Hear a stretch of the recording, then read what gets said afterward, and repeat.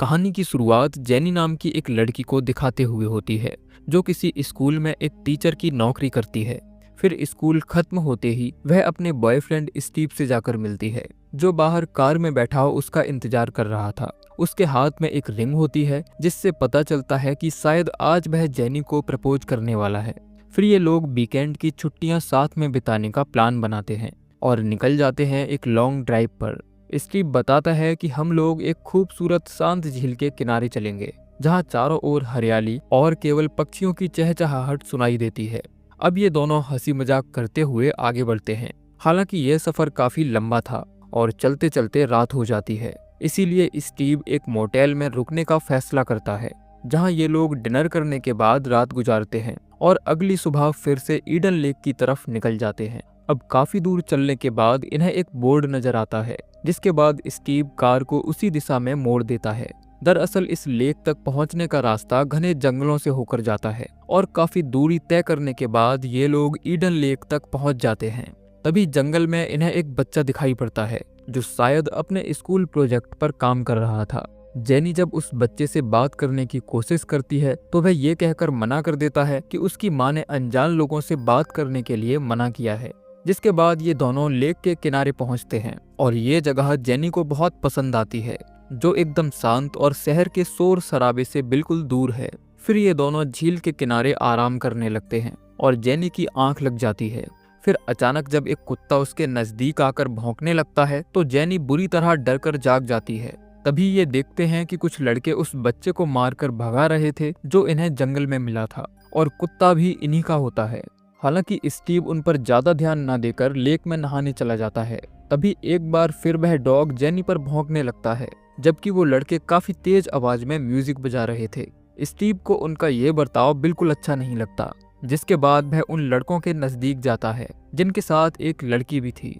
वह उनसे म्यूजिक की आवाज कम करने के लिए कहता है, लेकिन ये लोग उसकी बात को नजरअंदाज कर देते हैं, जबकि वह लड़की स्टीव की गर्लफ्रेंड को गालियां देने लगती है। स्टीव समझ जाता है कि ये बच्चे काफी बिगड़ैल और बदतमीज हैं, इसीलिए वह उनके मुंह नहीं लगता और वहां से वापस आ जाता है। फिर जेनी नोटिस करती है कि उनमें से एक लड़के के पास दूरबीन है, जो जेनी को गंदी नजरों से देख रहा था। जिसके बाद जेनी अपने शरीर को ढक लेती है। हालांकि वह स्टीव को ये सब बताकर परेशान नहीं करना चाहती थी, क्योंकि ये लोग अपनी इस ट्रिप को खराब करना नहीं चाहते थे, इसीलिए चुपचाप उनकी बदतमीजी सहती रहती है। फिर कुछ देर बाद जब ये लोग यहाँ से जाने लगते हैं तो जानबूझकर जेनी और स्टीव के नजदीक से गुजरते हैं और उन्हें अपशब्द कहते हैं। हालांकि स्टीव फिर भी उनकी हरकतों पर कोई रिएक्ट नहीं करता, ये समझकर कि ये लोग अभी बच्चे हैं। अब शाम हो जाती है, जिसके बाद स्टीव टेंट लगाने की तैयारी में जुट जाता है, जबकि जेनी आग जलाने के लिए लकड़ियां बीनने लगती है। तभी उसे ऐसा महसूस होता है कि शायद झाड़ियों में कोई छिपा हुआ है। हालांकि उसे वहां कोई नजर नहीं आता। फिर अंधेरा होते ही ये दोनों आग जलाकर बैठ जाते हैं और स्टीव जेनी को अपने नए घर के बारे में बताने लगता है। अब जब ये लोग टेंट में सोने जाते हैं तो एक बार फिर जेनी को किसी के पास होने की आहट सुनाई पड़ती है, जिसके बाद स्टीव टेंट से बाहर निकलकर चेक करने जाता है, लेकिन उसे कोई नजर नहीं आता और फिर ये दोनों सो जाते हैं। अगली सुबह चिड़ियों की चहचहाहट के साथ जेनी की नींद खुलती है और वह देखती है कि उनका पूरा खाना खराब हो चुका है, जिसमें शायद किसी ने जानबूझकर कीड़े छोड़ दिए हैं। स्टीव को शक होता है कि जरूर ये काम उन बच्चों ने किया होगा। फिर ये लोग खाना खाने वापस शहर जाने लगते हैं और जैसे ही स्टीव कार को बैक करता है तो अचानक कांच के टूटने की आवाज होती है और कार का टायर पंक्चर हो जाता है। दरअसल ये काम उन बच्चों का होता है, जिन्होंने ये कांच की बोतल टायर के नीचे रख दी थी। ये देखकर स्टीव गुस्से से तिलमिला उठता है। हालांकि मजबूरन उसे टायर चेंज करना पड़ता है और ये लोग शहर की तरफ निकल जाते हैं। तभी स्टीव को वही बच्चे दिखाई पड़ते हैं। गुस्से में वह उनका पीछा करता है, लेकिन वे तब तक भाग जाते हैं। फिर ये लोग खाना खाने एक रेस्टोरेंट में रुकते हैं। तभी स्टीव वहां की वेट्रेस से उन बच्चों के बारे में पूछताछ करता है, लेकिन वह महिला उस पर भड़क जाती है और कहती है कि उसके बच्चे कभी ऐसा नहीं करेंगे। हालांकि स्टीव कोई झगड़ा नहीं चाहता था, इसीलिए खाना खाकर चुपचाप जेनी के साथ वहां से निकल आता है। तभी वहां से गुजरते समय उसे उन बच्चों की साइकिल्स दिखाई पड़ती हैं और जेनी के मना करने पर भी उस घर के अंदर जाता है ताकि उन बच्चों के पेरेंट्स से उनकी शिकायत कर सके, लेकिन घर में कोई नजर नहीं आता। तभी वह देखता है कि ब्रैट और उसकी गैंग नीचे है, उसी समय ब्रैड के पिता भी घर के अंदर आ जाते हैं, जिसके बाद स्टीव को खिड़की से कूदकर वहां से भागना पड़ता है और ये दोनों बिना किसी को कुछ कहे वहां से निकल आते हैं। दरअसल स्टीव भी अपना वीकेंड खराब करना नहीं चाहता था, इसीलिए जेनी के साथ फिर से झील के किनारे आ जाता है और ये दोनों लेक के अंदर एंजॉय करने लगते हैं। अब जब ये लोग पानी से बाहर आते हैं तो जेनी देखती है कि उनका एक बैग गायब है, जिसके अंदर कार की चाबी, मोबाइल फोन्स और बाकी जरूरी चीजें होती हैं। फिर वह देखता है कि जिस जगह पर उनकी कार खड़ी थी वह भी वहां से गायब है। ये देखकर स्टीव और जेनी काफी परेशान हो जाते हैं। स्टीव समझ जाता है कि ये काम जरूर उन बदमाश बच्चों का है। फिर स्टीव जेनी के साथ कार की तलाश में निकलता है, लेकिन मुसीबत ये थी कि आखिर इतने बड़े जंगल में ये लोग कार को कहाँ ढूंढेंगे। तभी अचानक एक तेज स्पीड कार उन्हें कुचलने की कोशिश करती है, जिसमें स्टीव और जेनी बाल बाल बचते हैं। स्टीव देखता है कि उसकी कार ब्रैड के पास है, जिसने स्टीव का चश्मा भी पहना होता है, लेकिन इससे पहले कि वह कुछ बोल पाता ये लड़के वहां से चले जाते हैं। अब स्टीव और जेनी पैदल ही शहर की तरफ बढ़ने लगते हैं ताकि वहां से किसी तरह की मदद मिल सके, लेकिन इतने बड़े जंगल को पैदल पार करते हुए इन्हें अंधेरा हो जाता है। तभी स्टीव को जलती हुई आग नजर आती है और वह समझ जाता है कि ये उन्हीं लड़कों की गैंग है। हालांकि जेनी जो काफी डरी हुई थी वह स्टीव को वहां जाने से रोकती है, लेकिन उनके पास स्टीव की कार होती है जिसे वह वापस लेना चाहता था, लेकिन ब्रैड अपनी बदतमीजी से बाज नहीं आता। वह कहता है कि मेरे पास तुम्हारी कोई कार नहीं है। स्टीव कहता है कि मैं तुमसे कोई झगड़ा नहीं चाहता, तुम हमें हमारी कार और बाकी सामान लौटा दो और हम यहाँ से चले जाएंगे।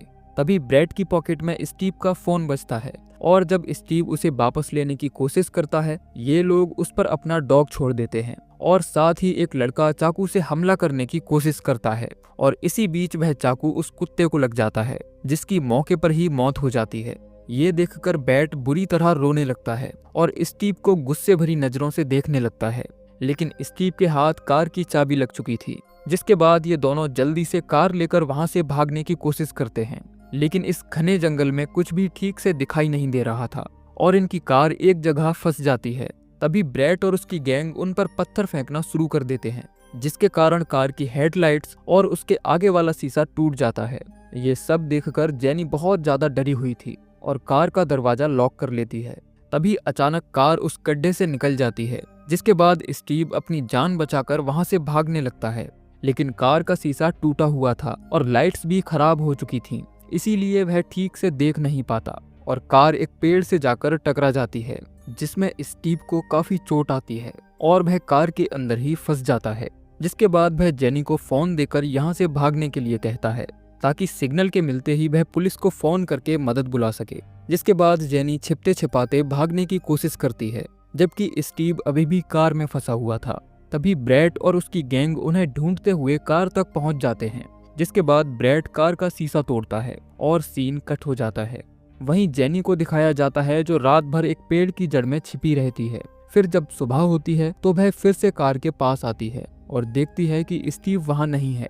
तभी उसे खून के निशान नजर आते हैं, जिन्हें फॉलो करते हुए वह आगे बढ़ती है और कुछ दूर चलने के बाद देखती है कि खून से लथपथ स्टीव कटीली तारों से बंधा हुआ है, जबकि ब्रैड और उसकी गैंग उसे टॉर्चर कर रहे हैं।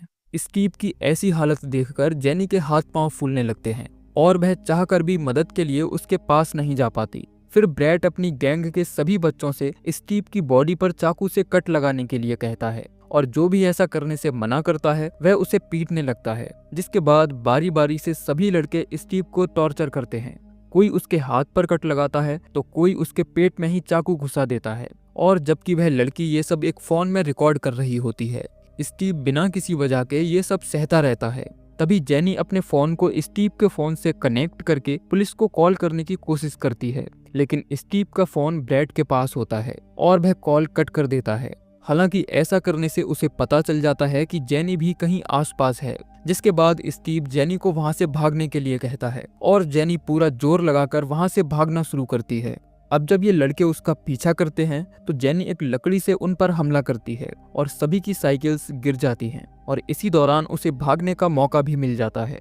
फिर वह दौड़ती हुई एक कंटेनर के पास पहुंचती है और देखती है कि उसके अंदर एक वॉकी टॉकी रखा हुआ है। जब वह एक स्टिक से उसे उठाने की कोशिश करती है तो वह नीचे गिरकर टूट जाता है। तभी वो लड़के भी उसे ढूंढते हुए यहाँ पहुंच जाते हैं, जिनसे छिपने के लिए जेनी उस कंटेनर की छत पर छिप जाती है। तभी ब्रैड का एक दोस्त फोन करके बताता है कि जिस आदमी को हमने बांध कर रखा था वह वहां से भाग गया है। ये सुनकर ब्रैड काफी गुस्सा करता है और वापस जंगल में स्टीव को ढूंढने चला जाता है। वहीं स्टीव को दिखाया जाता है जो जख्मी हालत में कार के नजदीक पहुंचता है और फर्स्ट एड किट निकालने के लिए जैसे ही डिग्गी खोलता है तो कार का अलार्म बजना शुरू हो जाता है, जिसकी आवाज से उन्हें स्टीव की लोकेशन पता चल जाती है। अब स्टीव दवाइयां लेकर वहां से भागना शुरू करता है। उधर जेनी भी वापस जंगल में आ जाती है और तभी उसे स्टीव भी मिल जाता है, जिसे अपने साथ लेकर वह भागना शुरू करती है। और चलते चलते ये लोग फिर से लेक के किनारे आ जाते हैं जहां लकड़ी का एक केबिन बना हुआ था। जेनी और स्टीव जल्दी से इस केबिन के अंदर छिप जाते हैं। फिर जेनी देखती है कि स्टीव का जख्म काफी गहरा है और खून का रंग काला है, जिसका मतलब था कि उसके लीवर पर चोट लगी है। जेनी पट्टी बांधकर खून रोकने की कोशिश करती है, लेकिन स्टीव की हालत बेहद नाजुक थी। तभी जेनी को उसकी पॉकेट से वह रिंग मिल जाती है। स्टीव बताता है कि मैं तुमसे शादी करके हमेशा तुम्हारे साथ रहना चाहता था, लेकिन अब मेरा बच पाना काफी मुश्किल है। तभी वह गैंग एक बार फिर उन्हें ढूंढते हुए यहाँ तक पहुंच जाती है और इससे पहले कि ये लोग अंदर आ पाते, जेनी स्टीव को लेकर उस केबिन के नीचे छिप जाती है। ब्रैड देखता है कि केबिन के अंदर खून और गीली पट्टियां बिखरी हुई हैं, यानी कि वो लोग अभी भी ज्यादा दूर नहीं गए हैं। वहीं स्टीव की हालत और खराब हो जाती है और वह बेहोश हो जाता है। हालांकि जेनी उसे संभाले रखती है। फिर जब ये लड़के यहाँ से चले जाते हैं तो वह किसी तरह स्टीव को पानी से बाहर लाती है और उसे होश में लाने की कोशिश करती है। स्टीव कहता है कि अब मैं और नहीं चल सकता, इसीलिए तुम्हें ही शहर जाकर मदद लानी होगी। तुम उन बिजली के खंभों को फॉलो करते हुए आगे बढ़ना जो तुम्हें जंगल से बाहर लेकर जाएंगे। जिसके बाद जेनी स्टीव को पत्तों से ढक देती है और जाने से पहले वह रिंग पहनती है जो स्टीव उसके लिए लेकर आया था, ताकि स्टीव को जिंदा रहने की एक वजह मिल सके। अब जब जेनी पावर लाइंस को फॉलो करते हुए शहर की तरफ दौड़ना शुरू करती है कि तभी उसका पैर एक नुकीली लकड़ी पर पड़ जाता है जो उसके पैर में आर पार हो जाती है और वह दर्द से बुरी तरह चिल्ला उठती है, जिसकी आवाज वो लड़के भी सुन लेते हैं और उन्हें जेनी की लोकेशन का पता चल जाता है। अब इससे पहले कि वे जेनी तक पहुंच पाते, जेनी हिम्मत जुटाकर आगे बढ़ती है और एक खाई के अंदर छिप जाती है, लेकिन उसे काफी दर्द हो रहा था। जिसके बाद वह अपने पैर से उस लकड़ी को बाहर निकालती है और ऐसा करने में तो मानो उसकी जान ही निकल गई हो। फिर वह जैसे तैसे करके उस गड्ढे से बाहर आती है और देखती है कि उसके सामने एडम खड़ा है। एडम वही लड़का है जो उन्हें शुरुआत में मिला था। जेनी को यकीन था कि एडम उस गैंग का हिस्सा नहीं है, इसीलिए वह टाउन तक पहुंचने के लिए उसकी मदद मांगती है। जिसके बाद एडम जेनी को रास्ता दिखाते हुए आगे चलता है और जेनी लंगड़ाते हुए उसके पीछे पीछे चलने लगती है। फिर कुछ देर बाद वह नोटिस करती है कि वो लोग पावर लाइंस को फॉलो नहीं कर रहे हैं। एडम जवाब देता है कि ये एक शॉर्टकट रास्ता है।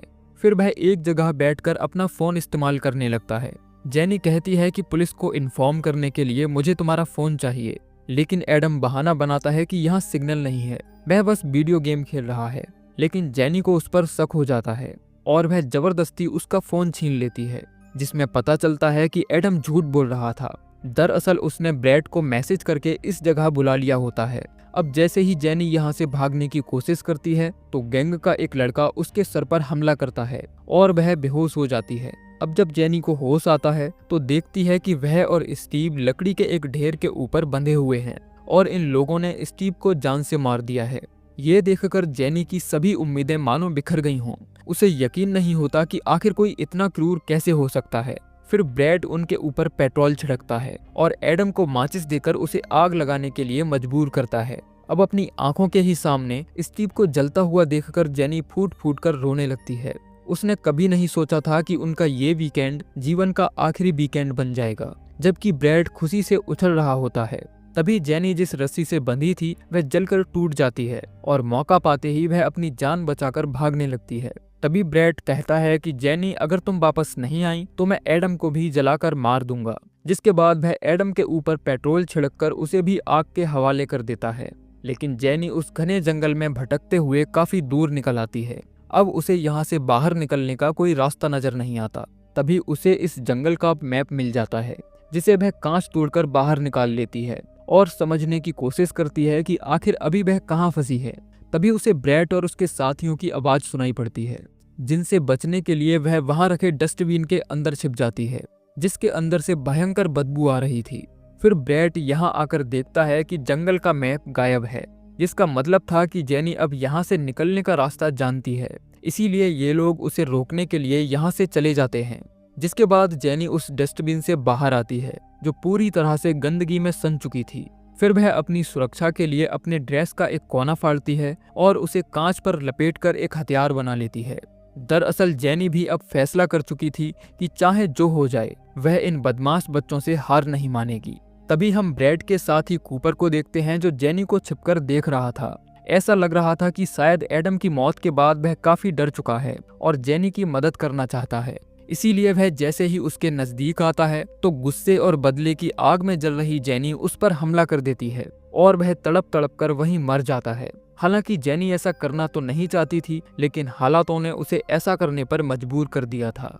अब रात हो जाने पर ब्रैड और उसके साथी कूपर को ढूंढना शुरू करते हैं और पाते हैं कि उसकी मृत्यु हो चुकी है। ये देखकर उसका एक साथी बुरी तरह डर जाता है। वह ब्रैड से कहता है कि मैं अब तुम्हारा और साथ नहीं दूंगा, मुझे घर जाना है। लेकिन ब्रैड स्टीव के मर्डर की वीडियोस दिखाकर उसे ब्लैकमेल करता है और गुस्से में अपने ही साथी को पीट पीट कर उसे जान से मार डालता है। ब्रैड का ऐसा रूप देखकर उसकी लड़की साथी भी डर जाती है और उसका साथ ना देकर वहां से भाग जाती है। वहीं जेनी को दिखाया जाता है जिसे जंगल से बाहर निकलने का रास्ता मिल जाता है, जिसके बाद वह सड़क पर आकर एक वैन के सामने गिर जाती है और मदद की गुहार लगाती है। ये लड़का जेनी की मदद करता है और उसे अपनी कार में बिठा लेता है। तभी जेनी देखती है कि वह उसे फिर से जंगल की तरफ लेकर जा रहा है। जेनी कहती है कि मुझे शहर जाना है, लेकिन ये लड़का बताता है कि वह अपने भाई रिकी को ढूंढ रहा है, इसीलिए वह कार को उसी जगह ले आता है जहां से जेनी निकलकर भागी थी। फिर जब वह कार से उतरकर अपने भाई से मिलता है तो जेनी उस लड़के को पहचान लेती है जो दरअसल ब्रैड का ही दोस्त होता है। ये देखकर जेनी घबरा जाती है और कार लेकर वहां से भागने लगती है। तभी रास्ते में उसे वह लड़की भी मिल जाती है जिसे जेनी कार से टक्कर मारकर मार डालती है। और फिर दिखाया जाता है कि जेनी इस भयावह जंगल से भागने में कामयाब हो गई है, लेकिन टाउन के नजदीक पहुंचकर उसकी कार का एक्सीडेंट हो जाता है। फिर वह जैसे तैसे करके खुद को संभालती है और मदद की गुहार लगाते हुए एक ढाबे के पास जाकर बेहोश हो जाती है जहां शहर के कुछ लोग पार्टी कर रहे थे। अब जेनी को जब होश आता है तो वह एक घर के अंदर होती है जहां काफी सारे लोग उसकी मदद कर रहे होते हैं। तभी घर में मौजूद डॉग उस पर भौंकने लगता है, जिसके बाद जेनी की नजर वहां रखे डॉग बाउल पर जाती है जिस पर उस डॉग का भी नाम लिखा हुआ था जिसे स्टीव ने मार दिया था। अब जेनी समझ जाती है कि वह गलती से गलत जगह आ गई है। दरअसल ये घर ब्रैड का होता है। जिसके बाद वह मदद के लिए पुलिस को फोन करने के लिए कहती है, लेकिन तभी जॉन का फोन बजता है और उन्हें पता चल जाता है कि किसी ने उनके बच्चों को मार दिया है। जिसके बाद जेनी खुद को वॉशरूम में बंद कर लेती है और सोचती है कि आखिर ये कैसा मायाजाल है। तभी जॉन दरवाजा खोलता है और जेनी देखती है कि उसके सामने ब्रैड खड़ा है जो बता देता है कि ये वही लड़की है जिसने मेरे दोस्त को मारा है। जिसके बाद सभी लोग मारने के लिए उस पर टूट पड़ते हैं। जेनी उन्हें समझाने की कोशिश करती है कि उसने ये सब शुरू नहीं किया था, पहले ब्रैड ने उसके बॉयफ्रेंड की जान ली थी, लेकिन कोई भी उसकी बातों पर भरोसा नहीं करता। जिसके बाद जॉन ब्रैड को अपने बेडरूम में जाने के लिए कहता है, जबकि वह खुद जेनी को लेकर बाथरूम के अंदर बंद हो जाता है। जिसके बाद हमें केवल जेनी की चीखें सुनाई देती हैं। वहीं ब्रैड उस फोन में रिकॉर्ड की गई सभी वीडियोस को डिलीट कर देता है और स्टीव का चश्मा लगाकर खुद को किसी हीरो की तरह आईने में देखता है और इसी के साथ ये मूवी एंड हो जाती है। दोस्तों, ईडन लेक एक परेशान कर देने वाली और वास्तविकता के करीब पहुंचने वाली फिल्म है जो दर्शकों को ये सोचने पर मजबूर कर देती है। जेनी का संघर्ष, उसका डर और अंत में उसका टूट जाना ये दर्शाता है कि कभी कभी इंसानियत की सबसे बड़ी हार वहीं होती है जहां न्याय की सबसे अधिक जरूरत होती है। बाकी आप लोग हमें कमेंट करके जरूर बताइए कि आपको ये कहानी कैसी लगी। मिलते हैं अगली वीडियो में, तब तक के लिए जय श्री कृष्णा।